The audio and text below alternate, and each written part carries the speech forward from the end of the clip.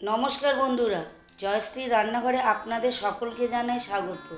আজকে আমি মৌরলা মাছের টক বানিয়ে দেখাবো। মৌরলা মাছের টক করতে মৌরলা মাছ নিয়ে নিয়েছি 100 গ্রাম, নুন হলুদ মাখিয়ে রেখেছি। আমার লাগছে লবণ, সরিষের তেল, ফোড়নের জন্য সর্ষে আর শুকনো লঙ্কা, একটা পাতিলেবুর রস, হলুদ আর চিনিটা আমি এখানে গুঁড়ো করে রেখেছি। মৌরলা মাছটা ভাজার জন্য প্রথমে প্যানে তেল দিয়ে দিচ্ছি। তেলটাকে আমি ভালো করে গরম করে নেব, তারপর আমি মাছগুলো ভেজে নেব।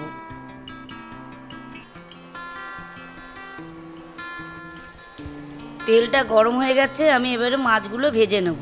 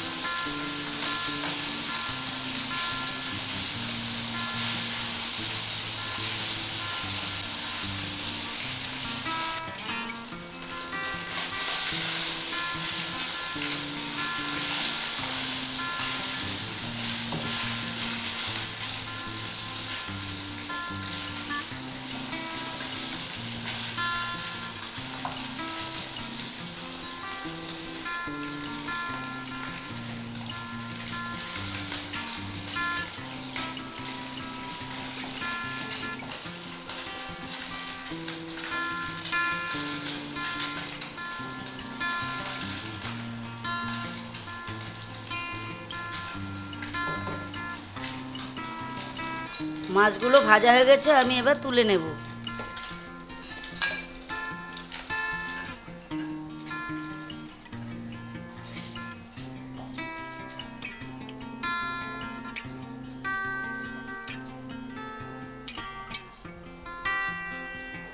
মাছ ভাজার তেলটা অনেকটা বেশি ছিল, ওটা আমি তুলে নিয়েছি।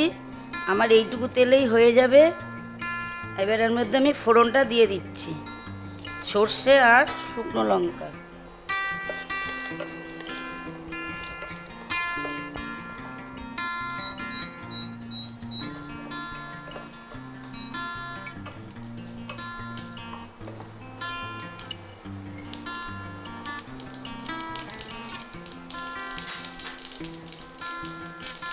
এর মধ্যে আমি একটু হলুদ দিয়ে দিচ্ছি।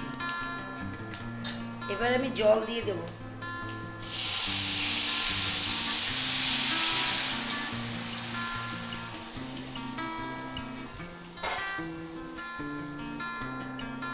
এবারে এর মধ্যে আমি একটু লবণ দিয়ে দেব।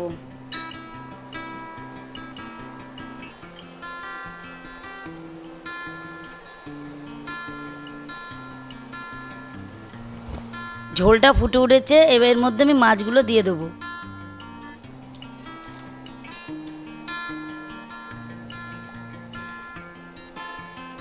এর মধ্যে আমি লেবুর রসটাও দিয়ে দেবো।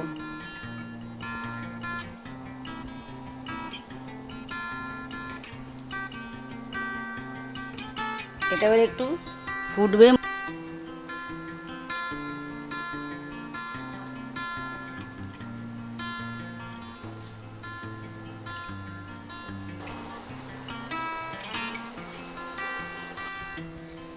আপনারা যদি টক খেতে ভালোবাসেন তাহলে এইভাবেই নামিয়ে নেবেন।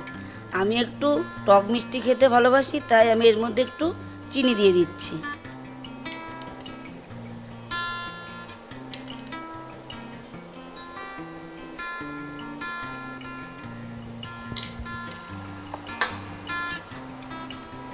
এবার এটাকে নেড়ে চেড়ে আমি 2 মিনিট রেখে নামিয়ে নেব।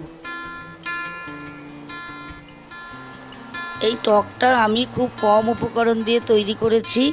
এখন গরমের দিনে আমের টকও লোকে খাচ্ছে। আমের টকের সাথে সাথে আপনারা এই মাছের কম উপকরণের এই টকটা করেও খেয়ে দেখতে পারেন, খুব ভালো লাগবে। ভালো লাগলে লাইক, কমেন্ট, শেয়ার করবেন। পাশে থাকা বেল আইকনটি প্রেস করে দেবেন। আমার চ্যানেলে যারা নতুন তারা আমার চ্যানেলটিকে সাবস্ক্রাইব করে দেবেন। ধন্যবাদ।